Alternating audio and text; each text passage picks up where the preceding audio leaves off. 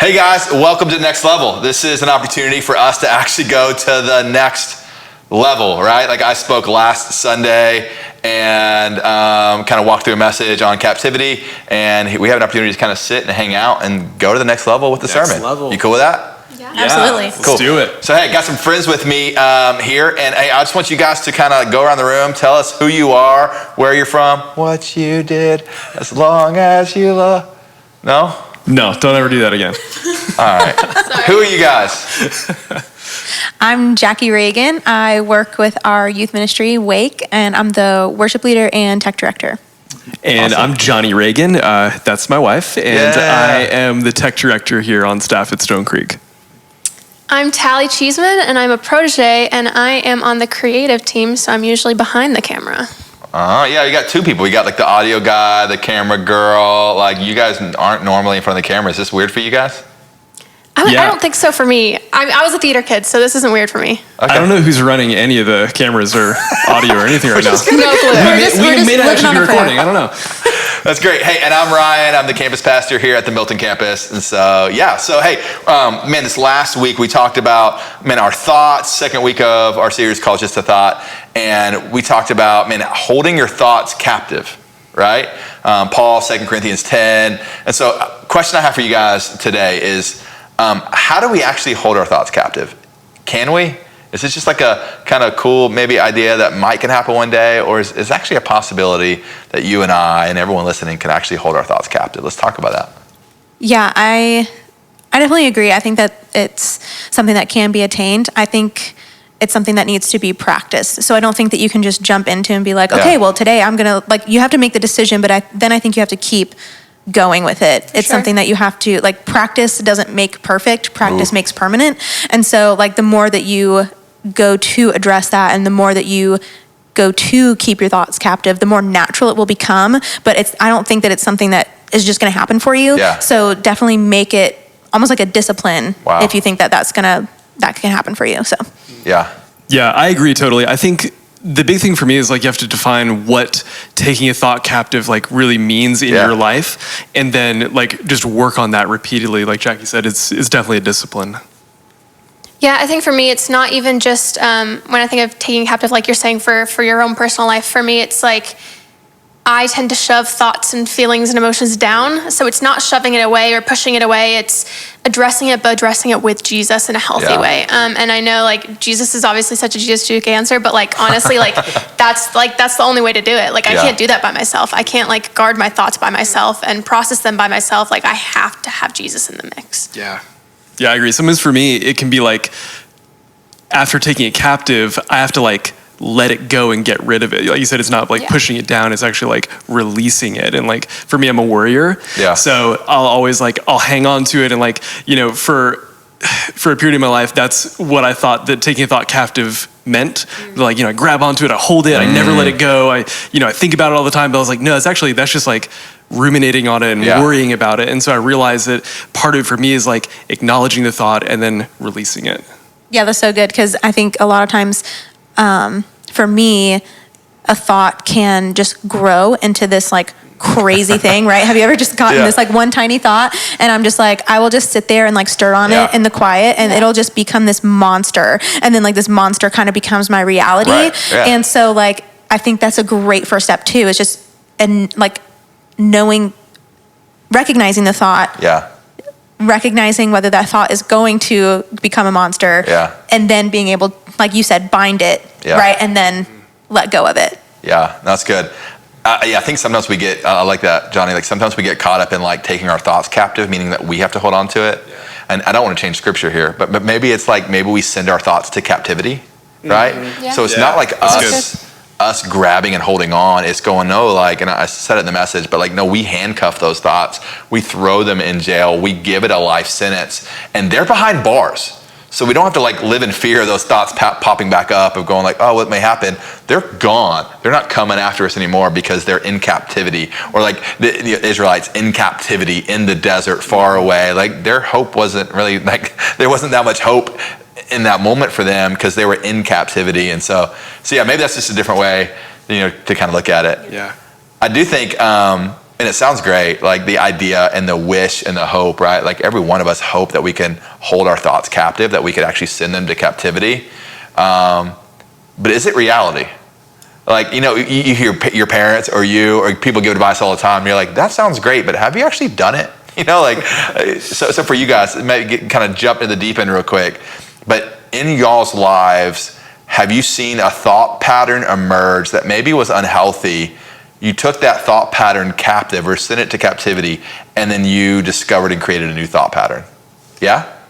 Yeah. So a really specific example, I actually just was able to talk to our students about this is I've noticed that of kind of a negative thought pattern that I was having is talking about the word should. Like I should be doing this, or like I should do this better. And that can have a very negative connotation. And so in a podcast, there was a therapist, and she was talking about how we should ourselves all the time. How that word can bring such negativity to even just a positive activity, right? Yeah. I should pray more, for example, right? Yeah. What if you just change that to, it would be better if I prayed more. Yeah, no, that's so good. It's something that's so simple. And so like you said, it's like saying it out loud first. And so recognizing I'm thinking should, and then I said the word should, what do I replace that with? So it's like I'm sending should away and adopting new, more positive words to replace that. And I've noticed that that's just been a lot, really freeing for me in my thought patterns, which then also expresses through my actions and how I treat people and everything, because I feel better about myself first, and then it just comes out as a better thing. It makes me want to do that activity instead of feeling guilty about not doing it, if that makes sense. Yeah, because should kind of equals shame, right? Like, I should, and you're like, I'm never gonna be good enough because I'm just not gonna do it.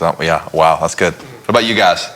I think for me, a big one is escaping the thoughts of fear and being able to take those captive, and it's leaning into Jesus. So, I mean, if you don't know my story, my dad's not a huge part of my life. He's not, just recently entered very smallly. And so there's a lot of wounds there. But I noticed a couple of years ago, or a year or two ago, I don't even know. I had a crush on this boy, like one does. And he said something or made a comment, and I instantly started comparing him to my dad in his traits. Wow. And had a full-on panic attack about it. Just being oh my gosh, I'm just gonna do this the rest of my life. Every guy that comes into my life, I'm just gonna compare them to my dad. And rather than calling my best friend or something like that, which is great, but that's usually what I do cling to is people. I just turned to the Lord, and that whole night I spent worshiping Him, praying. And Jesus so clearly just guided me through that thought process of don't look for traits of your earthly father when your heavenly father is so much greater. Wow. So I spent the whole night writing down traits of Jesus and the characteristics of Jesus. And I was that's the kind of person that I need to be looking for. Obviously, we're not gonna find Jesus, but someone that's trying to reflect that image of Jesus, because He's my heavenly father. And so it was through that whole experience that I was able to retrain those thoughts and always focusing on Jesus rather than what's on earth, because He is so much greater. So good. Yeah. What about you, Johnny? Yeah, I think for me, so I can get pretty wrapped up in achievement. I'm a Enneagram type 3. All my 3s out there.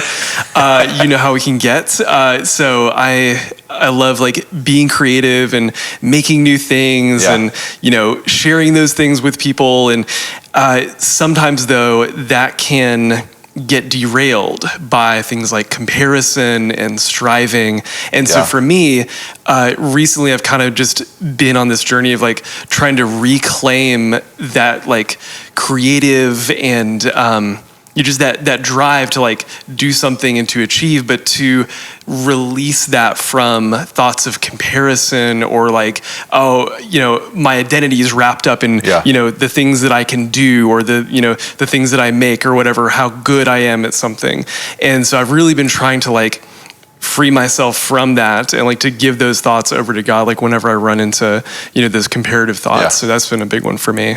So tell me more about that. So you're in the middle of maybe comparing, you feel maybe you're not good enough. You realize that's a thought maybe I want to hold captive. What do you do? Yeah, I think, for me, it's definitely realizing it, that it's even happening first. Because it can feel like a very positive thing. You're like, oh yeah, I'm gonna work really hard on this project. It's gonna be awesome, and I can't wait to get this big project done or whatever. But then, in the back of my mind, I realized, wait a minute, what's my motivation behind why I'm doing this? Wow. Is it because I actually want to, create this project or do this thing or whatever, or is it because I feel like other people will find value in me if I do it? And when I recognize that, it really just it stops. Wow. It just immediately it locks that thought up and allows me to just to refocus and to reprioritize the reasons why I'm doing what I'm doing. Yeah, I mean, that's good stuff. It's understanding your own motivations, right? Because we are the greatest deceiver of our own life and our own thoughts. Sure. It's reworking specific words, in your life of going okay, this is an actionable item, and even for you going I loved it, because we all say, not all, a lot of us say man, we just want to spend time with we're gonna have this thought and we're just gonna pray it to Jesus. But what you said is you spent significant time. It wasn't just this fleeting oh cool, Jesus, real quick, had this bad thought or whatever. A night, hours, pleading with Jesus and crying out with Jesus. And I don't know how often we actually do that, right, in our own lives. Hey, so I know, man, people are watching all across the world, right? Kind of crazy. We have no idea where or when people are watching this, but there's people out there that are in different headspaces. Some are doing great. Some are in the darkest place they've ever been. Some people are looking at this video and going cool, that's great, but man, speak right to me, my heart right now. What's one step someone can take right now who's in a dark space? They're believing the lies and they have these just negative thoughts, just dictating every move. I want to spend just a few minutes of giving them some encouragement or one little hey, just do this. I'm actually going to give two. Yeah. So I think a lot of times we romanticize the whole bring it to God, and so a really practical way. I think that maybe a lot of people don't know how to take that first step, and especially if you're in a dark place, I think that makes it even harder for whatever reason. Right. And the thing is, first of all, I want to encourage everyone that God is not afraid of your emotions, and I think that a really practical step is to just literally take time, be quiet, set instrumental music if you need to, and tell him what's going on. It can be good, it can be bad, it can be dark. Yeah. I have told God the darkest parts of my thoughts. Yeah. And the thing is that sometimes I would even just be I don't even know if you're here. Huh. But here it is. Yeah. And it's just because even that is a form of faith, that's one really practical thing is just it can be in the car. You can set the mood and be in your room and have music on, and it can be for hours. It could be for 5 minutes. I think for everybody it's different. But I think a practical step is actually just taking the step. Right. And even if it is, I don't know if you're here, but here it is, God. Tell him exactly what you're thinking, because he's not afraid of your feelings. But one of the best pieces of advice that I've been given, that I've also given others, is that your voice tells your mind the truth. Wow. So when you have a negative thought or a thought that you need to hold captive, disagree with that thought and say, no, this is the truth. Say it out loud. Wow. Yeah. So good. What about you guys? I think for me, I would just encourage people to find somewhere that is devoid of distraction. Yeah. So for me, big Narnia fan, always watched Narnia growing up. It was my safe place, and now Jesus is my safe place. So I always call these places my Narnias, my little places where nothing else is allowed in that place besides me and Jesus. Not to say that you can't talk to Jesus anywhere, because you can. Right. But having those places where I don't allow my it's for me right now, it's a corner in my bedroom. So I don't let my phone go in the corner of the bedroom. I put it on the other side of the room, and it's just me and Jesus time. That's cool. And it's finding that place where I can just sit in stillness and quietness. I don't have a clock around me or anything, and can just be completely silent with the Lord. That's of cool. just being able to completely lean into him. Wow, that's good. That's really good. Yeah, I think for me, one of the biggest things that I encourage people in is just to realize that they're not alone. Yeah. I think that's such a debilitating thing for people when they think that they're just in it alone. And in that moment, your biggest enemy might just be yourself. You know, Right. you're wrestling with yourself. And so I think, you know, you can take that to God. You can wrestle with God, you know?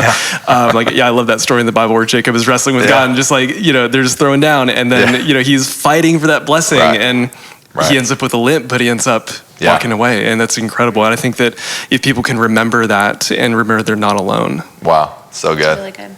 Yeah, I think my piece of advice is like, hey, you're not crazy. You know, like so often we think the thoughts in our mind, then we jump to the extreme of like, oh, we're crazy. We're way different than everyone. And the reality is like, I'm a pastor. You guys work at a church. Like, we're not going to tell each other our wildest thoughts right now, but like our thoughts are dark sometimes, and we get in dark places. And but you're not crazy. You're not crazy. You're not crazy. I'm not crazy. Hey, you're not crazy. And that's just the power of the mind, of our thought life, of our culture, what we begin to feed it. And so I think a great starting place is just going, hey, you're not crazy. Because if you can get past that, maybe then you can maybe unravel you know, the snowball effect, the snow, whatever, the snow can stop accumulating. But man, thank you guys for your time. Like, this has been awesome. This has been good. It's so fun.